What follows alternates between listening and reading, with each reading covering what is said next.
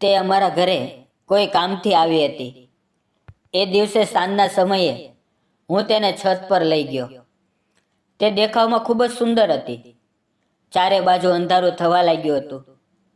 મેં પાસે જ એક ગુલાબનું ફૂલ તોડ્યું અને તેના હાથમાં આપ્યું. તે થોડી ગભરાઈ ગઈ. મેં તેનો હાથ પકડ્યો, તેને પોતાની નજીક ખેંચી લીધી અને પછી આગળ જે થયું તે જ આજે હું તમને કહેવાનો છું. નમસ્કાર દોસ્તો, મારું નામ રાહુલ છે. મારી ઉંમર 29 વર્ષની છે. હું એક નાનકડા ગામમાં રહું છું. અમારી ત્યાં ખેતી થાય છે, જેને મારા માતા પિતા સંભાળે છે. હું એક કંપનીમાં નોકરી કરું છું. જો કે હું ગામમાં રહું છું, પણ નોકરી માટે મારે દરરોજ તાલુકાના શહેરમાં જવું પડે છે. પગાર સારો છે, પણ મારા જીવનમાં એક એવી ઘટના બની જેણે મારું આખું જીવન જ બદલી નાખ્યું. આ વાત 3 વર્ષ જૂની છે, જ્યારે અમારા ગામમાં ગણેશ સ્થાપના થઈ હતી. અમે સૌએ મળીને ગણપતિ બાપ્પાને ગામના મંદિરમાં સ્થાપિત કર્યા હતા. મેં વિચાર્યું હતું કે આ 10 દિવસ સુધી હું દરરોજ આરતીમાં જઈશ. પહેલા 2-3 દિવસ ખૂબ સારી રીતે પસાર થયા, પણ ત્રીજા દિવસે જ્યારે આરતી શરૂ થવામાં માત્ર 5 મિનિટ બાકી હતી, ત્યારે હું મંદિરે પહોંચ્યો. મેં બાપાના દર્શન કર્યા. મંદિરમાં ઘણા યુવકો અને યુવતીઓ ભેગા થયા હતા. તેમાં એક છોકરી હતી જેણે મારું ધ્યાન પોતાની તરફ ખેંચી લીધું. તે ખૂબ જ સુંદર હતી. તેના લાંબા કાળા વાળ, મોટી બોલતી આંખો. તેણે પંજાબી ડ્રેસ પહેર્યો હતો અને ગળામાં દુપટ્ટો હતો. આરતી શરૂ થઈ ગઈ હતી, પણ મારું ધ્યાન તો માત્ર તેના પર જ હતું, કારણ કે તેની સુંદરતામાં કંઈક એવો જાદુ હતો કે નજર અડતી જ નહોતી. આરતી પૂરી થયા પછી સૌ પ્રસાદ લેતા હતા અને દર્શન માટે 2 કતારોમાં ઊભા હતા, એક પુરુષોની અને એક મહિલાઓની. તે મારાથી થોડે દૂર આગળ ઊભી હતી અને બાપાની બિલકુલ પાસે પહોંચી હતી. તે જ સમયે પાસે એક દીવો જલી રહ્યો હતો. જ્યારે તે દર્શન કરી રહી હતી, ત્યારે હવાના ઝોકાથી તેનો દુપટ્ટો તે દીવાની જ્યોત પર જઈને લાગ્યો અને તેમાં આગ લાગી ગઈ. મારું ધ્યાન પહેલેથી જ તેના ઉપર હતું, તેથી મને તરત જ તે દેખાઈ ગયું. એક પવની પણ વાર કર્યા વગર મેં પાસે રાખેલા પાણીથી ભરેલા લોટાને ઉઠાવ્યો અને તેની જલતી ઓઢણી પર પાણી છાંટી દીધું. આગ બુઝાઈ ગઈ, પણ ત્યાં અફરાતફરી મચી ગઈ. તે ખૂબ ડરી ગઈ હતી. તેણે એક નજર મારી તરફ જોયું અને પોતાની સહેલીઓ સાથે તરત જ ત્યાંથી ચાલી ગઈ. અમારી કોઈ ઓળખાણ નહોતી, પણ મારું મન તેમાં જ અટકી ગયું હતું. હવે બીજા દિવસે મેં મિત્રોની મદદથી તેના વિશે જાણવાના પ્રયત્ન કર્યો. માલુમ પડ્યું કે તે પોતાની માસી પાસે આવી છે અને તેમનું ઘર અમારા ઘરથી માત્ર 5-6 મકાન છોડીને છે. બીજે દિવસે જ્યારે હું આરતીમાં પહોંચ્યો તો તે પણ ત્યાં આવી હતી, પણ આજે તે વારંવાર મારી તરફ ચૂપચાપ જોઈ રહી હતી. હું પણ જોઈ રહ્યો હતો, પણ એમ જતાવ્યું જાણે ન જોયું. આરતી પછી સૌ પ્રસાદ લેતા હતા. હું એક ખૂણામાં ઊભો હતો. ત્યારે તે મારી પાસે આવી અને ધીમેથી બોલી, થેન્ક યુ. અમારી આંખો મળી અને તેણે પૂછ્યું, તમારું નામ શું છે? મેં મુસ્કુરાતા કહ્યું, મારું નામ રાહુલ છે. મેં પણ પૂછ્યું, અને તમારું નામ? તે મુસ્કુરાય અને બોલી, મારું નામ અંજલિ છે. મેં કહ્યું, ખૂબ સુંદર નામ છે. તે શરમાઈ ગઈ. મેં પૂછ્યું, તમે ક્યાં આવ્યા છો? તેણે કહ્યું, હું પુણેની છું. અહીં મારી માસી પાસે આવી છું.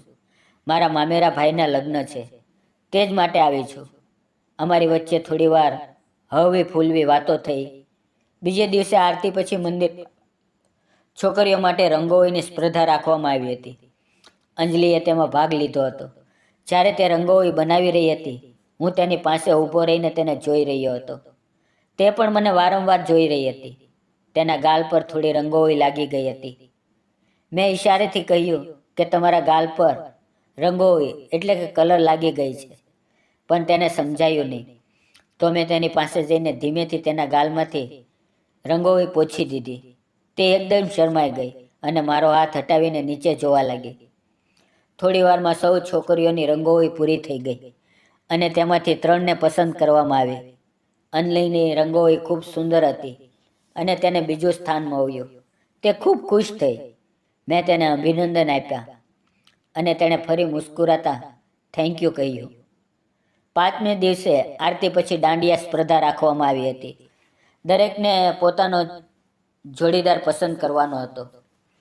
ત્યારે તે મારી પાસે આવીને બોલી, કાલે આપણે બંને સાથે દાંડિયા રમશું. મારી અહીંયા કોઈ જાન પહેચાન નથી. શું તમે મારી સાથે રમશો? મેં મુસ્કુરાતા તરત જ હા કહી દીધું. એ દિવસે જ્યારે હું ઘરે પહોંચ્યો તો ખૂબ ખુશ હતો, કારણ કે મને તેની સાથે દાંડિયા રમવાનો મોકો મળવાનો હતો. પણ એક મુશ્કેલી હતી. મને દાંડિયા રમતા આવડતું જ નહોતું. તેથી મેં ઘરે જઈને મોબાઈલમાં દાંડિયાના વિડીયો જોવાના શરૂ કર્યા અને આખી રાત પ્રેક્ટિસ કરી. રાતના જમ્યા પછી જ્યારે હું પથારીમાં સૂઈ ગયો તો મને ઊંઘ નહોતી આવતી. વારંવાર તેના ચહેરાની તસવીર આંખો સામે ફરતી હતી. તે પ્યારી મુસ્કાન, તેની માસૂમ આંખો, તેની અવાજ સધો મનમાં વારંવાર ગુંજતું હતું. મને એવું લાગતું હતું જાણે અમે બંને પહેલેથી જ સાથે દાંડિયા રમી રહ્યા છીએ. કદાચ આ જ તે અહેસાસ હતો જેને લોકો પ્રેમ કહે છે. હું તેની સાથે પહેલી નજરમાં જ દિલ હારી ચૂક્યો હતો. બીજે દિવસે સવારથી જ હું બેફિક્ર સાંજ થવાની રાહ જોઈ રહ્યો હતો. જેમ જેમ સૂર્ય ડૂબવા લાગ્યો, મારું દિલ વધુ ઝડપથી ધડકવા લાગ્યું અને આખરે તે ઘડી આવી. મેં જલ્દીથી તૈયાર થઈને મંદિરે પહોંચી ગયો, પણ તે હજુ સુધી નહોતી આવી. થોડી વાર પછી મેં જોયું કે તે રસ્તેથી આવતી દેખાય. આજે તેણે ખૂબ જ સુંદર ઘાઘરો પહેર્યો હતો અને તેમાં તે કોઈ પરી જેવી લાગી રહી હતી. તેની સુંદરતા જોઈને સૌની નજર તેના પર અટકી ગઈ. પણ મારું દિલ ખુશ હતું, કારણ કે આજે તે મારી જોડીદાર બનવાની હતી. તેણે મને જોયો અને મુસ્કુરાઈ. મેં મારા હાથમાં પકડેલા 2 દાંડિયાની છડીઓ ઉપર ઊંચી કરી તેને બતાવી તો તેણે પણ મુસ્કુરાતા હાથે ઊંચો કર્યો, જાણે અમે બંને એકબીજાને વગર બોલ્યે જ સમજી ગયા હોઈએ. આરતી શરૂ થઈ અને અમે બંને માત્ર એકબીજાને જ જોઈ રહ્યા હતા, જાણે આસપાસની દુનિયા ગાયબ થઈ ગઈ હોય. આરતી પછી ગીત વાગવા લાગ્યું અને જોડીદારોના નામ બોલાવવામાં આવ્યા. જ્યારે જાહેરાત થઈ કે હું અને અંજલિ એક જોડીમાં છીએ તો મારા મનમાં એક અજીબ સુખની લાગણી ઉભરાઈ ગઈ. જેવું સંગીત શરૂ થયું, અમે દાંડિયા રમવા લાગ્યા. મને હજુ સુધી બરાબર દાંડિયા રમતા આવડતું નહોતું, પણ તે મુસ્કુરાતી આંખોથી જ મને શીખવી રહી હતી. જાણે કહી રહી હોય, ગભરાશો નહીં, હું છું ને. ધીમે ધીમે હું પણ તાલમાં આવી ગયો. અમારા દાંડિયાની દરેક થાપ સાથે અમારા દિલની ધડકનો પણ એક લયમાં મળવા લાગી. ચારે તરફ તાળીઓ વાગી રહી હતી અને અમારી આંખો માત્ર એકબીજામાં ખોવાયેલી હતી. રમત પૂરી થયા પછી સૌએ અમારી જોડીની વાહ કરી.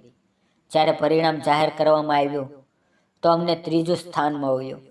ભલે 3જું સ્થાન હતું, પણ અમારા માટે આ જીતથી ઓછું નહોતું, કારણ કે અમે એકબીજા સાથે એટલા સુંદર પળો વિતાવ્યા હતા. બીજે દિવસે ગણપતિ બાપ્પા બહેન ગોરીઓનો દિવસ હતો. ગામની સૌ મહિલાઓ ગોરિયા જોવા આવતી હતી. અમારા ઘરે પણ ઘણી બધી સ્ત્રીઓ આવી હતી. મારી માતા અને બહેને ગોરૈયાને ખૂબ સુંદર સજાવી હતી. તેમની સામે વિવિધ પકવાનો, રમકડા, ફૂલો અને ઘણી બધી વસ્તુઓ રાખવામાં આવી હતી. ગણપતિ બાપ્પા પણ ગૌરાઈઓ સાથે વિરાજમાન હતા. મને મનમાં લાગતું હતું કે કદાચ આજે તે અમારા ઘરે ગોરૈયા જોવા આવશે. તેથી હું બહાર જ બેઠો હતો. ત્યારે દૂરથી કેટલીક મહિલાઓ આવતી દેખાય અને તેમાં તે જ હતી અંજલિ. તેને જોતાં જ મારું દિલ જોર જોરથી ધડકવા લાગ્યું. હું ગભરાઈને તરત ઊભો થયો અને અંદર જઈને એક ખૂણામાં ઊભો રહી ગયો. તે પોતાની માસી અને બાકીની સ્ત્રીઓ સાથે ગોરાયા જોવા લાગી. ત્યારે માતાએ મને અવાજ આપ્યો અને કહ્યું, રાહુલ, જઈને પાન, સુપારી અને સાકર લઈ આવ. હું દેવઘરમાં ગયો. ત્યાંથી પાન અને સાકર લઈને આવ્યો. માતા સૌ સ્ત્રીઓને હળદર કુમકુમ લગાવી રહી હતી અને હું એક એકને પાન અને સાકર વહેંચી રહ્યો હતો. જ્યારે તે મારી તરફ આગળ વધી તો મારું દિલ જોરથી થંભી ગયું. હવે તે મારી સામે જ હતી. જ્યારે મેં તેના હાથમાં પાનનો વીડો અને સાકર આપી તો મારા હાથ તેના મુલાયમ હાથોથી અડી ગયા. તેનો સ્પર્શ એટલો કોમળ હતો કે જાણે તે પવમાં સમય થંભી ગયો. તેણે મારી તરફ જોયું અને મેં તેની તરફ. અમારી આંખો મોવી અને કેટલીક પવો માટે સધોવું થંભી ગયું. તે મુસ્કરાઈ અને મુસ્કાન પર હું પૂરેપૂરો ફિદા થઈ ગયો. મેં ધીમેથી કહ્યું, આ મારું ઘર છે, ચાલો તમને આખું બતાવું. તેણે હવેથી હસીને સાથે કહ્યું, રોકાવ, હું માસીને પૂછી લઉં. અને પોતાની માસીને બોલી, માસી તમે આગળ જાઓ, હું 5 મિનિટમાં આવું છું. તે પાછી આવે અને મેં તેને મારું આખું ઘર બતાવ્યું. તેને મારું ઘર ખૂબ પસંદ આવ્યું. પછી હું તેને છત પર લઈ ગયો, જ્યાંથી આખું ગામ દેખાતું હતું. છત પર કેટલાક ગુલાબના છોડ લગાવેલા હતા, જેમાં સુંદર ફૂલો ખીલ્યા હતા. મેં તેમાંથી એક ગુલાબ તોડ્યું અને કહ્યું, આ ફૂલ તમારા વાવમાં ખૂબ સારું લાગશે. તેણે વગર કંઈ વિચાર્યા મારા હાથમાંથી ફૂલ લઈ લીધું અને પોતાના વાવમાં સજાવી દીધું. તે પવમાં તે વધુ સુંદર લાગવા લાગી. મેં તેનો હાથ પકડ્યો અને કહ્યું, અંજલિ, તમે ખૂબ સુંદર લાગો છો, મને તમે ખૂબ પસંદ છો. તે કંઈ બોલી નહીં, માત્ર ચૂપચાપ સીડીઓ ઉતરીને નીચે ચાલી ગઈ. હું તેની પાછળ ગયો, પણ મનમાં એક બેચેની હતી. શું મેં કંઈ ખોટું કહી દીધું? આગલા કેટલાક દિવસ તે મને ગણપતિની આરતીમાં દેખાય નહીં. હવે ગણપતિ વિસર્જનનો આખરી દિવસ હતો. એ દિવસે મંદિરમાં સામૂહિક ભોજનનું આયોજન હતું. ત્યારે તે આવી. અમે એકબીજાને જોયા, પણ તે કંઈ બોલી નહીં. તે ભોજન કરી રહી હતી અને હું ભોજન પીરસી રહ્યો હતો. મેં જાણી જોઈને તેની પાસે જઈને ધીમેથી બોલ્યો, માફ કરજો, સોરી. ભોજન પૂરું થયા પછી મળજો, કંઈક વાત કરવી છે. જ્યારે તે ભોજન પૂરું કરીને એક ખૂણામાં ઊભી હતી, હું ત્યાં ગયો અને ફરી માફી માંગી. મેં કહ્યું, જો મારાથી કોઈ ભૂલ થઈ હોય તો માફ કરજો. તે મુસ્કુરાઈ અને બોલી, હું તો માત્ર ગુસ્સો થવાનું નાટક કરી રહી હતી. મારે જોવું હતું કે તમે કેવી પ્રતિક્રિયા આપો છો. તેણે મારો હાથ પોતાના હાથમાં લીધો અને ધીમેથી કહ્યું, મને પણ તમે ખૂબ પસંદ છો. હવે ગણપતિ વિસર્જન પછી તેનું ત્યાં રહેવું મુશ્કેલ હતું, કારણ કે 2 દિવસ પછી તેના ભાઈના લગ્ન હતા. અમારી તરફથી પણ નિમંત્રણ આવ્યું હતું. ગામમાં એક મોટો મંડપ સજાવવામાં આવ્યો હતો. લગ્નના દિવસે તેણે ખૂબ સુંદર સાડી પહેરી હતી અને મારી નજરો તેનાથી હટતી જ નહોતી. હળદરનો કાર્યક્રમ ચાલી રહ્યો હતો. સૌ લોકો વરરાજા વધુને વધુ હળદર લગાવી રહ્યા હતા. તે પોતાના ભાઈ પાસે ઊભી હતી. મેં ચૂપચાપ હળદર લીધી અને પાછળથી જઈને તેના ગાલ પર લગાવી દીધી. તેણે પલટીને મારી તરફ જોયું અને શરમાઈ ગઈ. થોડી વાર પછી તેણે પણ હળદર લીધી અને મારી પાછળ આવીને મારા ચહેરા પર લગાવી દીધી. પણ તેની માસીએ આ બધું જોઈ લીધું અને તેને ઠપકો આપ્યો. પણ અમે ધ્યાન ન આપ્યું. લગ્ન ખૂબ ખુશીઓ અને હાસ્યમાં પસાર થયા. મંગળાકર્ષના સમયે તે પોતાના ભાઈ પાસે ઊભી હતી અને હું વધુની વધુ તેની તરફ મુસ્કુરાતો તેના પર ચોખા ફેંકી રહ્યો હતો અને તે પણ હસતી હસતી મારા પર ચોખા નાખી રહી હતી. તે પળો હાસ્ય અને પ્રેમથી ભરેલી હતી. બીજે દિવસે તે પોતાના ગામ પાછી જવાની હતી. તેનું જવું મને ખૂબ ભારે લાગી રહ્યું હતું. જવાની એક સાંજ પહેલાં અમે બંને મારા ખેતરમાં મળ્યા. તેણે પોતાની લખેલી એક નાનકડી ચિઠ્ઠી મને આપી, જેમાં તેનો મોબાઈલ નંબર લખેલો હતો અને મેં પણ મારો નંબર તેને આપ્યો. બીજે દિવસે તે ચાલી ગઈ, પણ સાંજે જ તેનો ફોન આવ્યો. હવે અમે દરરોજ ફોન પર વાતો કરવા લાગ્યા. કલાકો વાતો થતી. એક દિવસ માતાએ અમારી વાતો સાંભળી લીધી અને પૂછ્યું, શું ચાલે છે? મેં બધું જ સાચું કહી દીધું. તે સાંભળીને માતા મુસ્કરાઈ, કારણ કે તે અમારા સગા સંબંધમાં હતી. માતાએ તેની માસી સાથે વાત કરી અને અમારા સંબંધની વાત આગળ વધારી. મારી નોકરી સારી હતી.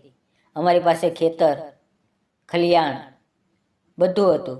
તેથી સૌએ જલ્દીથી લગ્ન પાકા કરી દીધા. અમારા લગ્ન આખા ગામમાં ખૂબ ધામધૂમથી થયા. લગ્ન પછી અમે સૌથી પહેલાં ગણપતિ બાપાના દર્શને ગયા, કારણ કે તેમના જ આશીર્વાદથી અમારો પ્રેમ શરૂ થયો હતો. તે પછી અમે હનુમાન માટે મહાબલેશ્વર ગયા.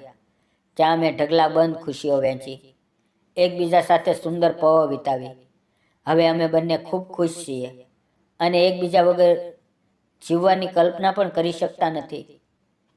સાચો પ્રેમ કોઈ જગ્યા, રૂપ કે સ્થિતિ નથી જોતો, પરંતુ ભાવનાઓની સચ્ચાઈથી થાય છે. જ્યારે સંબંધ, વિશ્વાસ, આદર અને સમજથી જોડાય તો તે દરેક કસોટીમાં મજબૂત થતો જાય છે. રાહુલ અને અંજલિ જેવું જો આપણે કોઈને દિલથી ચાહીએ, સચ્ચાઈ અને આદર સાથે, તો ભગવાન પણ તે સંબંધને આશીર્વાદ આપે છે. તેથી હંમેશા પ્રેમને નિભાવો, જતાવો નહીં, કારણ કે સાચો પ્રેમ બતાવવાથી નહીં, અનુભવવાથી બને છે. દોસ્તો, આ હતી મારી અને અંજલિની પ્રેમ કથા. જો તમને આ કથા પસંદ આવી હોય તો જરૂર કોમેન્ટ કરો, શેર કરો અને ચેનલને સબસ્ક્રાઈબ કરવાનું ભૂલશો નહીં. ફરી મળશું મિત્રો એક નવી વિડીયોમાં. ત્યાં સુધી આવજો. વિડીયો પૂરો જોવા બદલ આપ સૌ મિત્રોને ધન્યવાદ. આવજો મિત્રો.